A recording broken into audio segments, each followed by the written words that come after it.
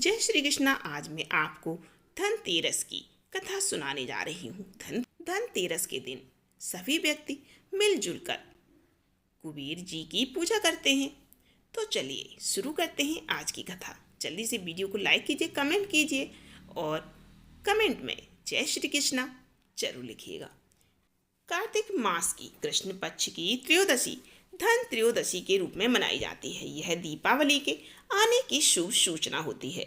इस दिन धन्वंतरी के पूजन का विधान है। कहते हैं कि इस दिन धन्वंतरी वैद समुद्र से अमृत कलश लेकर आए थे, इसीलिए धनतेरस को धन्वंतरी जयंती भी कहते हैं।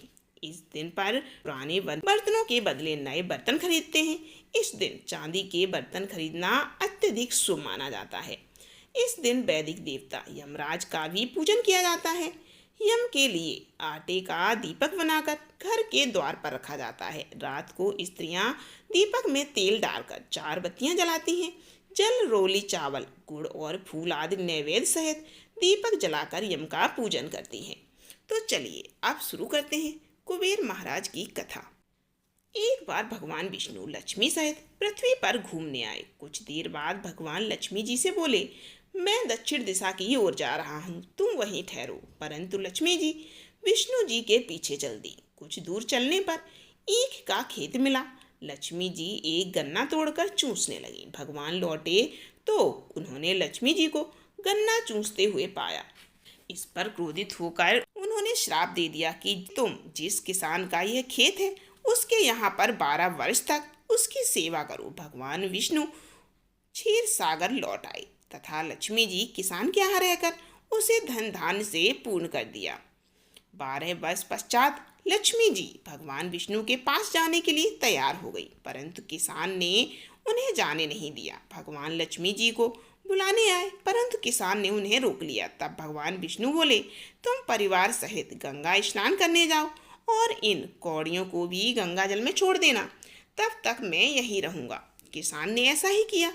गंगा जी में कौड़ियाँ डालते ही 4 चतुर्भुज निकले और कौड़ियाँ चलने को उद्यत हुई। ऐसा आश्चर्य देखकर किसान ने गंगा जी से पूछा, ये 4 हाथ किसके हैं? गंगा जी ने किसान को बताया कि ये 4 हाथ मेरे ही थे। तुमने जो मुझे कौड़ियाँ भेंट की हैं वे तुम्हें किसने दी हैं? किसान बोला, मेरे घर में एक स्त्री पुरुष आए हैं, वे लक्ष्मी और भगवान विष्णु। तुम लक्ष्मी जी को मत जाने देना, नहीं तो पुनः निर्धन हो जाओगे। किसान ने घर लौटने पर लक्ष्मी जी को नहीं जाने दिया। तब भगवान ने किसान को समझाया कि मेरे श्राप के कारण लक्ष्मी जी तुम्हारे यहाँ 12 वर्ष से तुम्हारी सेवा कर रही थी। फिर लक्ष्मी जी चंचल है, इन्हें बड़े बड़े नहीं रोक सके, तुम हट मत करो। फिर लक्ष्मी जी बोली, हे किसान, यदि तुम मुझे रोकना चाहते हो तो कल धनतेरस है, तुम अपना घर स्वच्छ रखना, रात्रि में घी का दीपक जला कर रखना। मैं तुम्हारे घर आऊंगी, तुम उस वक्त मेरी पूजा करना, परंतु मैं अदृश्य रहूंगी। किसान ने लक्ष्मी जी की बात मान ली और लक्ष्मी जी द्वारा बताई गई विधि से पूजा की। उसका घर धन धान्य से भर गया। इस प्रकार किसान प्रतिवर्ष लक्ष्मी जी को पूजने लगा तथा अन्य लोग भी इसका पूजन करने लगे। इसी कथा में यमराज के दिए की कथा भी सुना रहे हैं।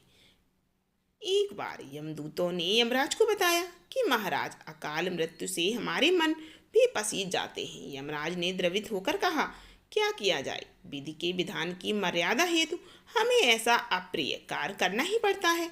यमराज ने अकाल मृत्यु से बचने का एक उपाय बताते हुए कहा, धनतेरस के पूजन एवं दीपदान को विधि पूर्वक अर्पण करने से अकाल मृत्यु से छुटकारा मिल जाता है। जहाँ जहाँ जिस घर में यह पूजन होता है वहाँ अकाल मृत्यु का भय नहीं रहता। इसी घटना से धनतेरस के दिन धन्वंतरी पूजन सहित यमराज को दीपक दान की भी प्रथा है। तो ये थी कहानी धनतेरस की। फिर मिलते हैं अगली एक और कथा में। तब तक चैनल को सब्सक्राइब कीजिए, वीडियो को लाइक कीजिए और कमेंट कीजिए।